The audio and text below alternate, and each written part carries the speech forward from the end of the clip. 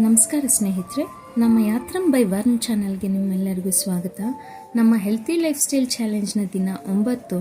ಇವತ್ತು ಬೆಳಿಗ್ಗೆ ರೆಗ್ಯುಲರ್ ಆಗಿ ಕಾಪರ್ ಜಗ್ಗಲ್ಲಿರೋ ನೀರನ್ನ ಕುಡಿದ್ವಿ. ಅದಾದಮೇಲೆ ಒಂದು 5 ನಿಮಿಷ ಆಯಿಲ್ ಪುಲ್ಲಿಂಗ್ ಮಾಡ್ಕೊಳ್ಳೋಕ್ಕಾಗಿತ್ತು. ಆಯಿಲ್ ಪುಲ್ಲಿಂಗ್ ಮಾಡಿಕೊಂಡು ಬ್ರಷ್ ಮಾಡಿಕೊಂಡೆ. ಅದಾದಮೇಲೆ ವಾರ್ಮಪ್ಪು, ಅದ್ರ ಜೊತೆಯಲ್ಲಿ ಲೈಟಾಗಿ ಸ್ಟ್ರೆಚಸ್ಸು ಮಾಡಿದ್ವಿ. ಮತ್ತು ಧ್ಯಾನ ಮಾತ್ರ ಮಿಸ್ ಮಾಡ್ದಿರ ಒಂದು 5ರಿಂದ 10 ನಿಮಿಷ ಮಾಡಿದ್ವಿ. ಅದಾದಮೇಲೆ ರೆಗ್ಯುಲರಾಗಿ ಸ್ನಾನ ಮಾಡಿಕೊಂಡು ರೆಡಿ ಆದ್ವಿ. 8:30ಗೆಲ್ಲ ಸ್ವಲ್ಪ ಹಾಲು ಕುಡಿದ್ವಿ. ಅದೇ ನಮ್ಮ ಬ್ರೇಕ್ಫಾಸ್ಟು. ಮಧ್ಯಾಹ್ನ ಲಂಚ್ಗೆ ಬೀಟ್ರೂಟ್ ಪಲ್ಯನೂ ಚಪಾತಿ ಮಾಡೋಣ ಅಂತ ಅಂದ್ಕೊಂಡ್ವಿ. ಹಾಗೆ ಮಾಡಿದ್ವಿ. ಮಗುಗೆ ಮಾತ್ರ ಖಾರ ಸ್ವಲ್ಪ ಕಡಿಮೆ ಇರೋಂಗೆ ಬೀಟ್ರೂಟ್ ಪಲ್ಯ ಮಾಡಿದ್ವಿ.